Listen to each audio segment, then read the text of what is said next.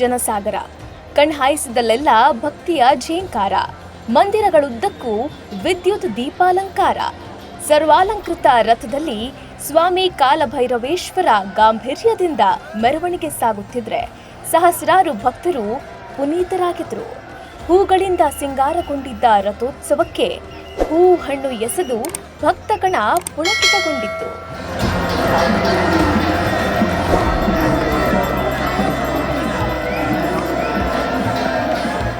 ಹೌದು, ಪ್ರತಿ ವರ್ಷದಂತೆ ಈ ವರ್ಷವೂ ಆದಿಚುಂಚನಗಿರಿಯಲ್ಲಿ ಜನಸಾಗರವೇ ಹರಿದು ಬಂದಿತ್ತು. ಮಂಡ್ಯ ಜಿಲ್ಲೆಯ ನಾಗಮಂಗಲದಲ್ಲಿರುವ ಆದಿಚುಂಚನಗಿರಿ ಮಹಾಸಂಸ್ಥಾನದಲ್ಲಿ ಮಾರ್ಚ್ 7ರಿಂದ ಆರಂಭವಾಗಿದ್ದ ಜಾತ್ರೆ ಅದ್ಧೂರಿಯಾಗಿ ನೆರವೇರಿತು. 9 ದಿನಗಳವರೆಗೆ ವಿವಿಧ ಧಾರ್ಮಿಕ ಹಾಗೂ ಪೂಜಾ ಕೈಂಕರ್ಯಗಳು ಜರುಗಿದ್ವು. ಮಾರ್ಚ್ 7ರಂದು ಬೆಳಗ್ಗೆ ಗಂಗಾಧರೇಶ್ವರ ಸ್ವಾಮಿ ದೇವಾಲಯದಲ್ಲಿ ಪೀಠಾಧ್ಯಕ್ಷರಾದ ಶ್ರೀ ನಿರ್ಮಲಾನಂದ ಶ್ರೀಗಳು ಮಹಾಪೂಜೆ, ಧರ್ಮಧ್ವಜ ಸ್ಥಾಪನೆ ಮಾಡುವ ಮೂಲಕ ಜಾತ್ರಾ ಮಹೋತ್ಸವಕ್ಕೆ ಚಾಲನೆ ನೀಡಿದರು.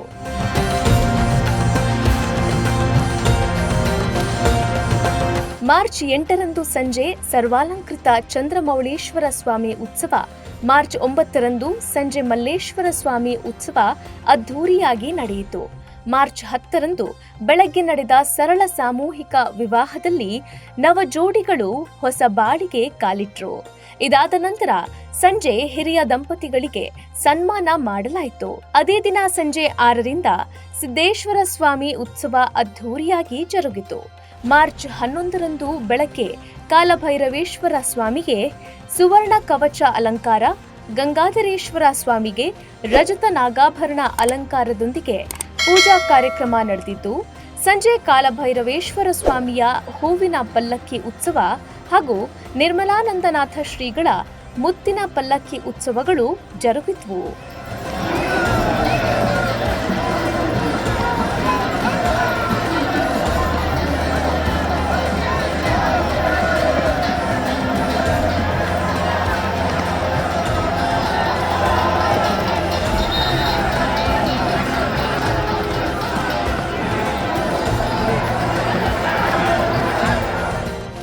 ಮಾರ್ಚ್ 12ರಂದು ಜ್ವಾಲಾ ಪೀಠಾರೋಹಣ, ಸಿದ್ಧ ಸಿಂಹಾಸನ ಪೂಜೆಗಳು ನೆರವೇರಿದ್ವು.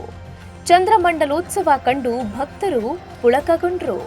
ಮಾರ್ಚ್ 13ರಂದು ಸರ್ವಧರ್ಮ ಸಮ್ಮೇಳನ, ಕಾಲಭೈರವೇಶ್ವರ ಸ್ವಾಮಿ ತಿರುಗಣಿ ಉತ್ಸವ, ಕಾಲಭೈರವೇಶ್ವರ ಸ್ವಾಮಿ ಪುಷ್ಕರಣಿಯಲ್ಲಿ ತೆಪ್ಪೋತ್ಸವ, ಪೌರಾಣಿಕ ನಾಟಕ ನಡೆಯಿತು.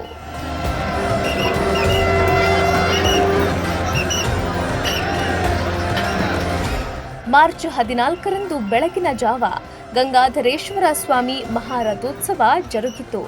ಇದೇ ಹೊತ್ತಲ್ಲಿ ಶ್ರೀ ನಿರ್ಮಲಾನಂದನಾಥ ಶ್ರೀಗಳ ಅಡ್ಡಪಲ್ಲಕ್ಕಿ ಉತ್ಸವವು ನಡೆದಿದೆ. ಸಂಜೆ ವೇಳೆಗೆ ಸುತ್ತಮುತ್ತಲ 100 ಗ್ರಾಮಗಳಿಂದ ಬಂದಿದ್ದ ಗ್ರಾಮ ದೇವತೆಗಳ ಗಿರಿ ಪ್ರದಕ್ಷಿಣೆ ಕೂಡ ನಡೆಯಿತು. ಇಂದು ಬೆಳಗ್ಗೆ ಧರ್ಮಧ್ವಜಾರೋಹಣ, ಬಿಂದು ಸರೋವರದಲ್ಲಿ ಅಮೃತ ಸ್ನಾನ, ಮಹಾಭಿಷೇಕ ಮತ್ತು ಸಭೆಯ ಕಾರ್ಯಕ್ರಮಗಳೊಂದಿಗೆ ಜಾತ್ರೆಗೆ ತೆರೆ ಬಿದ್ದಿದ್ದು ಲಕ್ಷಾಂತರ ಭಕ್ತರು ಸಾಕ್ಷಿಯಾಗಿದ್ದರು. Bureau report, Boss TV Kannada.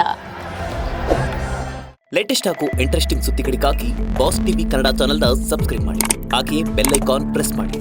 ಇದರ ಜೊತೆಗೆ ಫೇಸ್ಬುಕ್, ಇನ್ಸ್ಟಾಗ್ರಾಮ್, ಎಕ್ಸ್ನಲ್ಲೂ ಮಿಸ್ ಮಾಡದೆ ಫಾಲೋ ಮಾಡಿ.